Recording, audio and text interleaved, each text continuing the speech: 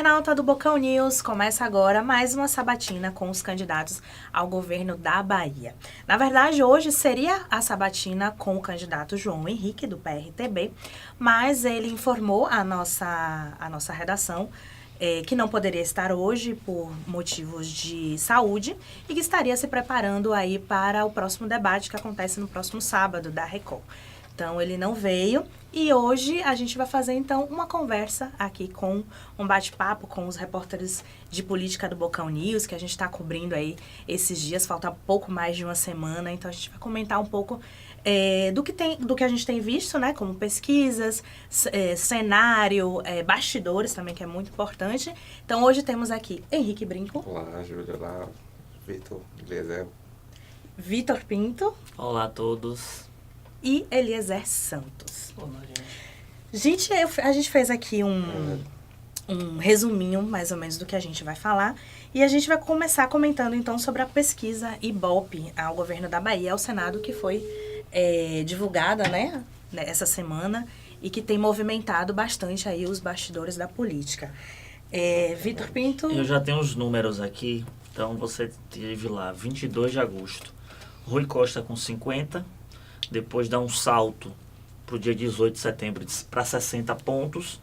E na pesquisa do dia 26, 61 pontos. Na margem de erro está entre 64 e 58.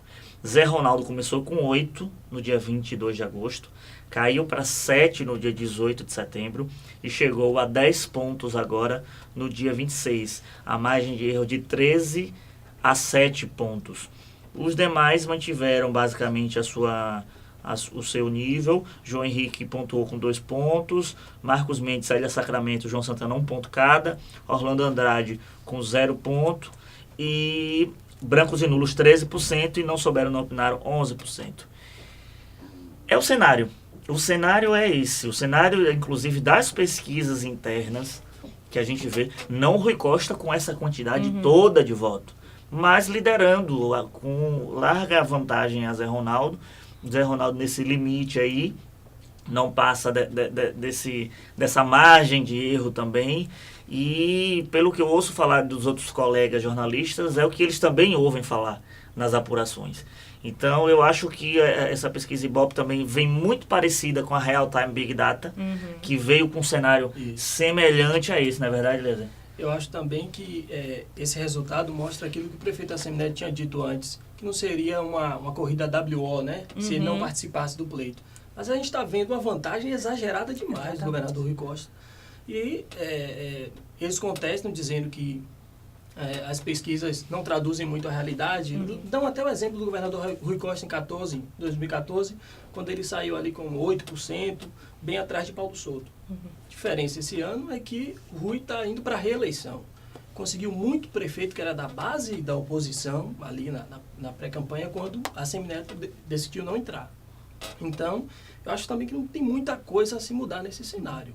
Acho que... tem a questão também que você falou da desistência do prefeito Assemineto, mas eu acredito também que o cenário não seria tão diferente se o próprio Assemineto tivesse concorrendo. Claro que eu acho que Rui não bateria 61 e Assemineto 10.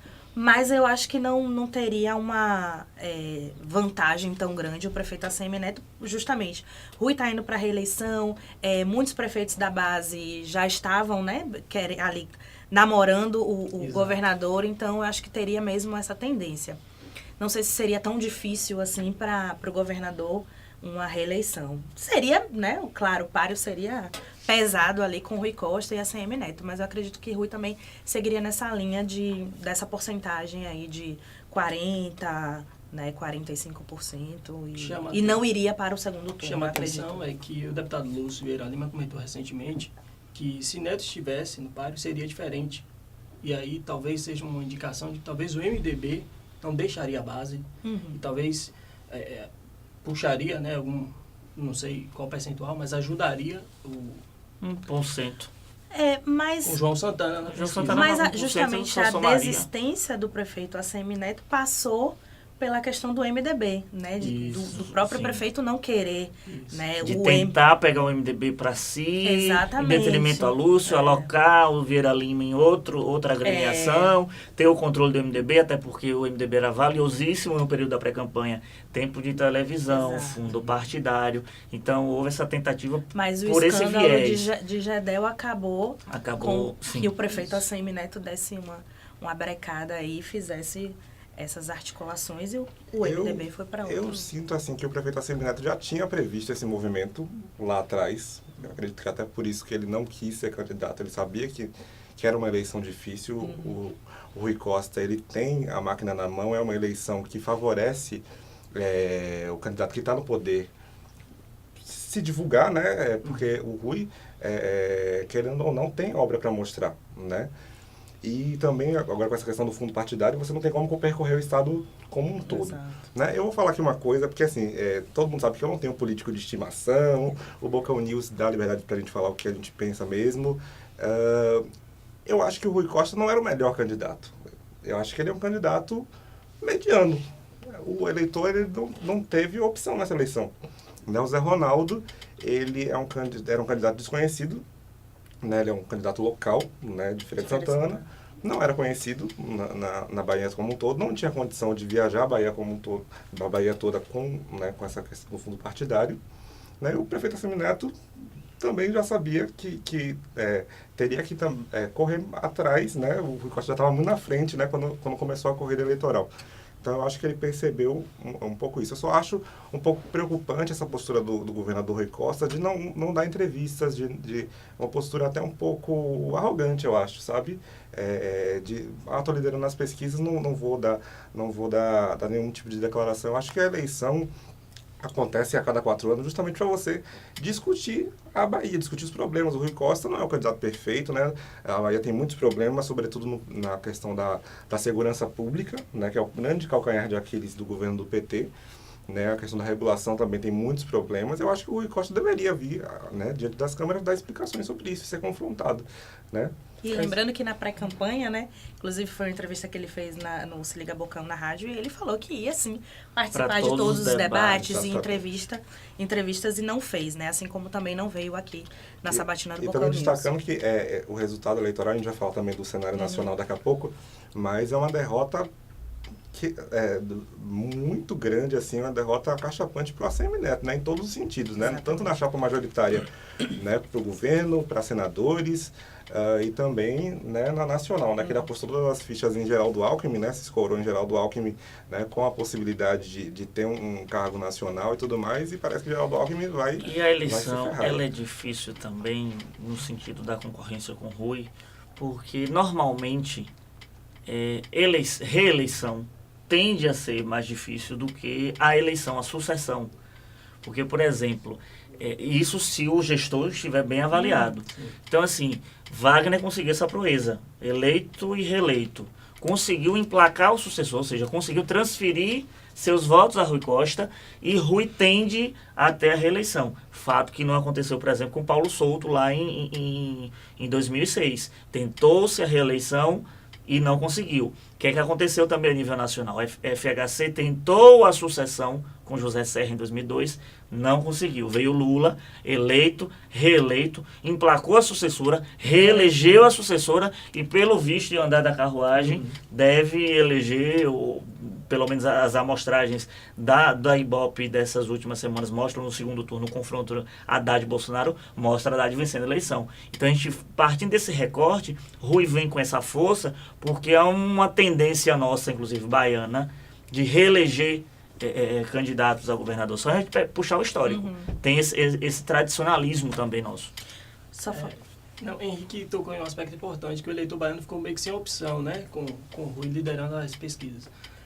Mas uma coisa que chama a atenção é que a oposição ao longo dos últimos 4 anos trabalhou a expectativa apenas em ACM Neto. Que ele também não abriu caminho para e projetar ninguém. Que pouco a gente está falando, que é o seguinte: Zé Ronaldo, se você pesquisar na internet e botar lá no Google Zé Ronaldo Rui Costa, você vai ver várias imagens de Zé Ronaldo se abraçando com o Rui, né? Ele falava bem. Ano passado, inclusive, eu fiz diversas entrevistas com o Zé Ronaldo. O Zé Ronaldo estava cogitando ir pro PR, para a base de Rui Costa. Mas havia o namoro, a tentativa de pegar Zé Ronaldo, porque justamente era a liderança de ACM Neto no interior do estado, porque Feira de Santana, circulou muita informação realmente disso. Rui fez o canto da sereia para puxar Zé Ronaldo. Isso eu acho que desarticularia total o DEM no interior do estado, principalmente naquela macro-região de Feira de Santana. Mas, pelo visto, não deu certo. Mas Henrique tocou no assunto certo. E o mesmo Rui tentou fazer com o prefeito de Barreira, Zito, que era do MDB, depois foi pro DEM, tentou, velho, o namoro, ele chegou a fazer um vídeo dizendo meu governador, e depois recuou e ficou na base.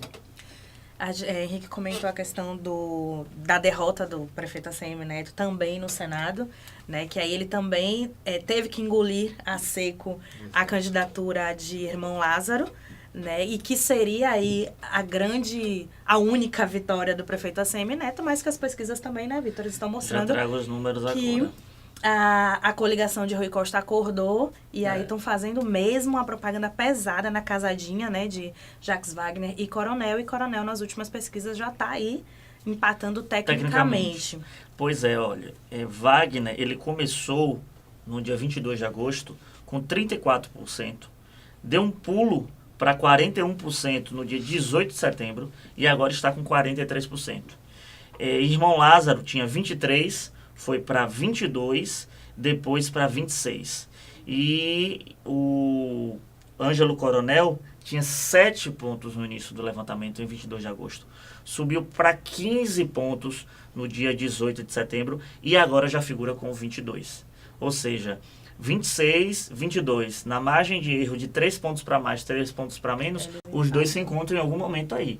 E aí vem a pesquisa Real Time Big Data, a última também, que mostrou já Coronel e Lázaro 18-18. Então, assim, a articulação deu certo. Puxar Coronel lá, naquela lógica do time, do time de Lula, time de Rui, de usar boa parte do tempo do horário eleitoral mais para enaltecer Coronel do que até o próprio Wagner falar sobre ele. Wagner já está consolidado, então tem de ajudar. Então, inclusive, eu até perguntei a Wagner no debate da TV se ele estava tranquilo pelo fato de estar liderando as pesquisas com larga vantagem. Ele falou que não, que ele só vai ficar tranquilo quando ter a dimensão e a noção de que ele vai junto ser eleito com o Coronel. Eu achei até cordial da parte dele, leal da parte dele, até dar uma declaração dessa, de tentar puxar. E deu certo. Aí a gente se remete à eleição de 2010. Lídice da Mata não figurava em terceiro colocado. Se a eleição tivesse acontecido no início da campanha, vamos supor assim, os eleitos eram César Borges, do PR, que estava com Gedel Vieira Lima na época. Eu lembro que a campanha era César Borges e Edivaldo Brito, que eram campanhas totalmente diversas, não fizeram a campanha casada. Lembro perfeitamente a campanha daquele ano. E você tinha Pinheiro na segunda colocação e Lídice lá atrás. E do nada, com a história do voto casado, Dingo bonitinho, Pereira Parará, sobe Pinheiro e Lídice. Nessa mesma lógica. E que é o que a coligação de Zé Ronaldo não tem não feito, faz. Né? Você vê totalmente talvez distintas. nem faça, né? Exatamente. Dada a rivalidade que existe. Jutaí, em entrevista à Itapuã FM, disse que na reta final da campanha, as campanhas iriam se encontrar. Sim, mas já estamos, não né? estou vendo campanhas se encontrarem. Tanto o Jutaí seguinte... é o que está mais gastando com campanha, né? Se você pegar lá no Divulga Cândido, ele é o que mais está investindo em campanha e não está dando resultado, está em quarto lugar. Né? E outra, eles não fazem campanha para Zé Ronaldo. E nem Zé Ronaldo, no horário eleitoral, faz menção a eles, diferente de Rui Costa, que as imagens, o discurso todo é atrelando aos senadores e vice-versa. E na semana passada, inclusive, teve um episódio em Mata de São João, né, que a gente acompanhou. Teve um ato político lá em Mata de São João com o João Goberto, e Irmão Lázaro não subiu ao palco, né? E aí a gente conversou com o João Goberto, não, já tinha avisado a Zé Ronaldo e a ACM Neto que quem apoiasse Bolsonaro não subiria ao palco. Então, né, é um outro presidenciável, eles apoiam Geraldo Alckmin, então eles não apoiariam. Mas a gente sabe, né, que nos bastidores que não é só isso, né? Realmente há aí uma questão de, vamos dizer assim, de vingança, porque o PSC impôs mesmo, né, que Irmão Lázaro fosse o candidato e o PSDB, óbvio, ficou... Só um dado que eu esqueci de citar chateado. foi Jutaí. Jutaí tinha 14, foi para 11 e agora volta a 14. Então a distância então você tem uma distância também estupenda, é 14 para 22. No caso o Coronel de Jutaí. E quem figura com 4 pontos agora é Jorge Viana do MDB, que tinha 6 pontos lá no início da campanha, agora está com 4 pontos. Outro detalhe também que Henrique chamou a atenção conversando com a gente nos grupos lá do evento que teve com o Alckmin, Lázaro foi figura sentida, a ausência dele lá. Não foi. Exatamente. Agora, no ato de Bolsonaro, ele estava próximo. Exato. Então, ele tenta se aproximar, sendo que Bolsonaro tem os senadores deles aqui. No caso, é o comandante Rangel do PSL e, em tese, seria o Celcinho Coutinho do PRTB, porque estão coligados. Lázaro tenta aí agora se colar na imagem de Bolsonaro para tentar se alavancar. Pelo visto, não está dando certo. E a própria vice de Zé Ronaldo esteve lá no todo mundo está se colando, todo mundo quer Bolsonaro aqui na Bahia. Mas não sei se vai dar certo, né? João Henrique está tentando, né? João Henrique com 8 segundos de televisão. Inclusive, aliás, João Henrique, né, viria hoje, né? Exato. João Henrique tem uma agenda cheia, né? Assim, a gente recebe todo dia, né? A agenda de João Henrique. Gravando o programa eleitoral com 8 segundos de televisão, não sei que variedade de conteúdo é essa. Né? Reunião com a equipe de campanha, não sei se tem assunto para tanta reunião de equipe de campanha. Né? Não sei por que tanto compromisso, porque eu não vejo o Henrique em lugar nenhum. Ainda cancelou o nosso. E cancelou o nosso, entendeu? É. Por que será, né? A gente só vê a mesma propaganda, né? No horário eleitoral assim, dele, sempre já a que a gente mesma. está falando de João Henrique, queria colocar para vocês, ele é o que tem mais rejeição aqui. Eu queria até ouvir vocês. Ele tem mais rejeição porque a imagem dele está associada a Bolsonaro ou por causa do histórico dele aqui? O histórico. O que é que pesa mais? O histórico. O discurso dele é um discurso incoerente, né? Ele prega a moralidade e fez o que fez, né? Inclusive, se você perguntar para João Henrique hoje, eu digo isso porque eu já perguntei isso em 2 entrevistas para ele, né? O que ele pensa de Gedel Vieira Lima. E ele é muito grato a Gedel até hoje. Ele falou isso aqui pra gente também. Então, é meio incoerente, né? Um candidato que apoia Bolsonaro, que é um candidato da moralidade do país, né? Entre aspas, e que apoia Gedel na Bahia. Não sei, um discurso meio incoerente. Eu sinto João Henrique um pouco perdido, né? Porque depois que ele foi reeleito e teve um alto índice de rejeição, aí tentou a Câmara de Vereadores de Salvador, teve até uma votação, né, significativa, mudou de partido, né? 5 mil e algum... mudou de partido diversas vezes, aí não quis tentar deputado estadual nem federal, que talvez poderia ter algum tipo de chance, mas tentou agora governo do estado e tal. Então, acho que João Henrique ainda tenta, né, se fixar numa imagem de político que ele já não existe mais. Né, eu acho que ele está jogando esperteza. Ele está entrando numa campanha para tentar se lapidar para próximas campanhas. Isso. E eu acho que ele tenta sair, ele entra nessa campanha e tenta sair menos rejeitado do que já era. E eu acho que a tentativa de fazer aquele esquema aquela tática do recall, de vir na próxima eleição, numa tentativa de fazer o recall, de sair candidato, quem sabe até vereador de Salvador, e já tendo sido candidato a governador, porque ter 2% de um público eleitor baiano é muito voto. É muito voto, eu acho muito voto. Mas lembrando que essas amostragens são bem pequenas. São recortes, né? Vamos ver depois das urnas. Exatamente. Aí a gente pode ter um resultado mais... Mas eu acho ainda João Henrique perdido mesmo na questão figura política, que eu acho que já não cola mais. Mas ele disse que, né, que foi o prefeito mais amado dos servidores públicos. Dos servidores públicos? Os servidores públicos votam Sim, nele. votam e apoiam. E eu já vi pessoas lá nas redondezas da Praça Municipal discutindo, e eu vi que era servidor concursado e tudo, apoiando ele. Já vi, já presenciei isso. E essa lógica é certa. Pois é. Bom, vamos comentar um pouquinho sobre os atos dos presidenciáveis aqui na Bahia, né? Vocês que cobriram aí. Nós tivemos Marina Silva, Haddad diversas vezes, Geraldo Alckmin, que veio na última semana, né? Na última sexta. Que mais já veio? Henrique Meirelles esteve aqui nessa semana. Amoedo, Boulos. Haddad já veio, no caso. E Meirelles, que veio na... Ciro teve aqui, Cátia Abreu agora também, a vice de Ciro também. Ou seja, Bahia e Nordeste é o foco dessas eleições. O principal, e assim, eles deixaram para o finalzinho, né? Salvador, né? Isso chama atenção. Eu fui no de Amoedo e no de Alckmin. Né? A de Amoedo, você percebe que é um público bastante engajado, é um público mais moderado que o de Bolsonaro, apesar de ser um eleitorado muito parecido nas ideias, mas é um eleitorado mais moderado. Né? Exatamente. Fiquei com pena até porque até para ter separado essa foto para trazer aqui o Amoedo na coletiva de imprensa, ele mesmo colocando a bandeira atrás para dar coletiva e tal. É para você ver que apesar do Amoedo ser um empresário, né, milionário e tudo mais, muito rico. você vê como a dificuldade que é para fazer campanha nesse modelo que foi aprovado aí. Né? E na de Alckmin, eu tenho, assim, as imagens, né, você percebe que estava cheio, né? Mas também, assim, o espaço lá na Praça da Sé é um espaço pequeno também. Uma rua estreita, né? É uma rua estreita, então é meio... Né, a gente, né, será não dá que, ter essa que medida, tem militância, né? E tal. E será que a militância, né, você vê assim, no perfil da militância, você não vê que é uma galera que vota no PSDB tradicionalmente, né? Enfim, fica aí no ar. Sobre Haddad, eu fiz uma de Haddad antes dele ser confirmado como candidato de Lula, ele já estava fazendo campanha. Na Liberdade, não foi? Foi, A visita dele na exatamente. Liberdade. Uma caminhada na Liberdade. Ele, assim, eu acho que o Haddad, ele na verdade, é um poste mesmo, assim, ele está recebendo o eleitorado de Cumprindo a Lula. missão, né? E como diz Wagner, um poste que brilha mais do que a CM-Neto. Porque a gente provocou o Wagner sobre isso no debate da TVE. Ele falou, é um poste, mas é um poste que brilha mais do que a CM-Neto. Arrancou risadas da gente lá na hora da entrevista.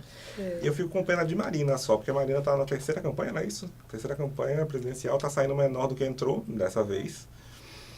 Marina está... esse discurso de dar a cara a tapa, sabe? E dar outra face depois e não responder, eu não sei se é uma estratégia muito eficiente, assim. Eu acho que essa eleição, pela polarização e pelo candidato líder das pesquisas, exigiria um candidato mais incisivo na contrapartida. Entende? Então, eu acho que por isso até que Ciro se destaca nisso aí. Entendeu? Porque Ciro é tão pavio curto quanto o Bolsonaro. Né? Eu acho que seria interessante um segundo turno até entre os dois. Mas está caminhando mesmo para Haddad ir para o segundo turno, né? Na escora de Lula. Né? O Haddad é Lula. E eu acho que vai ser isso mesmo. Eu acho que esse segundo turno... Agora, detalhe que Bolsonaro perde para todo mundo, né? No segundo turno. Né? Só empata com Marina. Ele perde ele ganha de Marina só. A única que ele ganha, mas nessa margem muito próxima ali de empate técnico. Já aproveitando esse gancho da presidência da República, eu vou numa ordem que vem de agosto até agora. A última pesquisa é 26 de setembro. Bolsonaro tinha 20, foi a 22, 26, 28 por 2 vezes e agora tem 27.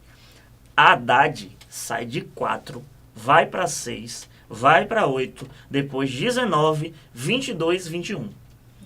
E você tem uma queda, assim, drástica de Marina Silva. 12, 11 e agora... Não, perdão. Esse daí é porque o gráfico aqui, a queda de Marina é tão drástica que... na verdade, ela tinha 12, manteve os 12, caiu para 9, foi para 6, 5 e 6 pontos. Ou seja, Marina perdeu metade do público eleitor dela nesse período de campanha eleitoral. Ciro Gomes tinha 9, foi a 12, depois a 11, manteve os 11 mais uma vez e agora 12. Alckmin, 7, 9, 7, 8 e agora 8 pontos. Patinando nas pesquisas, tá, Haddad? Super patinando na pesquisa, porque realmente ele não conseguiu se firmar como o antipetismo, o antipetista. Essa lógica do antipetista, que aí vem a questão do voto útil, foi toda para Bolsonaro. Eu garanto que se ele estivesse, mesmo que lá atrás, mesmo que um pouquinho à frente de Bolsonaro, a galera que é antipetista ia toda para ele. Porque eles querem alguém que seja competitivo e que, de alguma forma, tente derrubar o PT do poder. Da mesma forma como aconteceu quando Ciro estava ali meio que no segundo colocado nas pesquisas, muita gente do voto útil que não queria Bolsonaro lá na frente já estava vindo para Ciro Gomes. Mas quando vem a oficialização de Haddad, o crescimento de Haddad durante essa pesquisa, todo o voto útil contra o Bolsonaro foi totalmente para Haddad. Então a gente está vendo uma briga eleitoral dessa forma dos votos úteis. Para ver quem mais vai receber voto útil da eleição do que propriamente dito a campanha por si só, a campanha pelo candidato, a campanha pela proposta. A lógica que está se circulando e o desenho que está sendo feito é essa. Lembrando que tem mais pesquisa para sair, muito mais pesquisa para sair ao longo dessa semana. Realmente é decisiva, né? Vai ser uma loucura a gente nas nossas redações, minha gente. Uma loucura. Essa semana vai ser legal. A gente acabou já falando do cenário nacional, mas eu só queria voltar um pouquinho para a gente falar do cenário estadual, mas na questão das proporcionais, né? Deputados estaduais, deputados federais, que a eleição também está bem difícil para eles, né? Então, a Assembleia Legislativa está aquela guerra, Congresso também. Não, eu só queria dizer que a gente já teve uma informação essa semana, né, de que Léo Prates está sendo testado, né, para 2020. Sim. Eu acho que ele vai ter uma boa votação. Lídice da Mata eu também acho que vai ser uma boa votação. Agora vai ser engraçado. Se Lídice for eleito e Coronel não ganhar, né, no Senado. Né, vai ser realmente... Vai ser uma situação.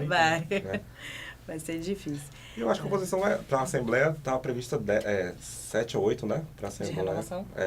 Não, para a oposição. Né? Então... De 17. A bancada de oposição, isso. você está perguntando? 17, né? 16, 17. Não, eu acho que está previsto para eleger 9, não é isso? Eles tinham a previsão de eleger agora, estavam ali 11. No início da campanha era 11. Era mas 11. chegou a 16, né?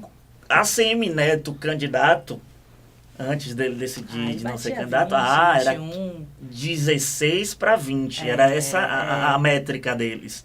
Quando a CM Neto desistindo, foi para 11. E com a campanha que não está embalando a campanha da oposição, está dando uma queda ainda mais. Campanha nas ruas, né? A gente não vê. Com as mudanças. Depoimento de uma pessoa da oposição diz o seguinte, está todo mundo no quarto escuro com a foice na mão e cada um por si. Para ver quem vai ganhar. Então, assim, eu acho que a bagunça, digamos assim, com todo respeito, né, mas a bagunça na majoritária escorreu para proporcional, então é uma coisa terrível. Se a majoritária não está embalando, tem muita gente que faz o voto de legenda na proporcional. Não vai ter gente que vai votar na proporcional no voto de legenda. Esse voto de legenda vai acabar migrando para quem está com a campanha solidificada, que no caso é Rui Costa que vai acabar pegando esses louros que acredita-se que vai ter uma ampliação. A briga, na verdade, bancada, está sendo interna dentro do grupo de Rui Costa. PSD e PT. Quem é que vai ter uma bancada maior na Assembleia Legislativa da Bahia, com os olhos, inclusive, na presidência da Assembleia? Isso aí vai ser totalmente decisivo. E também na musculatura para 2020. Vamos pensar quem nisso, vai ser o candidato. O partido que sair mais forte agora, talvez queira um espaço de protagonismo em em 2020. Tocou no assunto certo aí, falando de Léo Prates, a concorrência aqui em Salvador, porque tradicionalmente os deputados mais votados, os 3 mais votados aqui em Salvador, automaticamente já viram pré-candidatos a prefeito. Que foi o que aconteceu, por exemplo, em Isidório. Isidório foi o candidato a deputado estadual mais votado de Salvador e foi candidato. A Alice Portugal, por várias vezes, figurou como deputado estadual mais votado, deputada federal mais votada aqui em Salvador. Virou também candidata. A CM Neto também já figurou na lista dos mais votados de Salvador, virou também candidato. E é nessa linha que Lídice também. Isso, se Lídice despontar. Você tem uma briga dos estaduais, quem vai estar bem posicionado, e dos federais. Na briga dos federais, eu acho que são 2 nomes. É João Roma. Sim. E Lídice da Mata. Acho que você tem essa briga boa aí. Pode surgir um terceiro nome, um quarto nome aí que a gente nem está raciocinando agora pra gente falar aqui, porque é um emaranhado de nomes. E estadual, eu acho que a briga ali é entre os candidatos vereadores. Os vereadores que são candidatos a deputado, para ver quem vai despontar e que possa se credenciar ou para ser um candidato do grupo ou até ser um vice. Que eu acho que Léo Prates atira na prefeitura para cair na vice. Essa é a minha lógica. Entendi. E Bruno Reis está se articulando também, né? Também, né? E Bruno Reis tem já uma base também consolidada, que ele está ali já de olho, já está mais à frente, né? Das movimentações. No ato de Alckmin aqui em Salvador, a gente teve aquele registro de Alckmin levantando a mão de Bruno Reis. Exato. Coisa que a gente não tinha visto até então, a manifestação, né? De um projetar a imagem. Mas aí que tá. Como é que Neto vai chegar lá em 2020? Passando por 2018. Possivelmente perdendo a presidência da República, possivelmente pelas pesquisas, perdendo o governo do Estado, não emplacando os senadores. Como é que vai estar essa estrutura daqui para lá? Porque se o PT... Perdeu a confiança, né, o pessoal, né? Porque se ele já fez isso, ele pode fazer isso de novo. E aí a gente vai ter que ver também o nível de votação que o governo do Estado vai ter dentro de Salvador. Porque a diferença na eleição passada, se não me engano, foram 10 mil votos. Rui Costa com Paulo Souto foi uma diferença relativamente dada ao público eleitoral de Salvador, pequena. 10 mil votos é pequeno para o público eleitoral de Salvador. Vamos ver como é que vai ser essa questão nas eleições desse ano. E você tem outro detalhe que eu acabei me passando aqui agora. Sim, se realmente Bruno Reis vai conseguir se articular de tal forma que chegue lá como o pré-candidato de ACM Neto. Porque, como bem se comenta, se Neto tivesse desistido e Bruno Reis estivesse hoje como prefeito de Salvador, a história é diferente. Bruno Reis ainda continua como vice.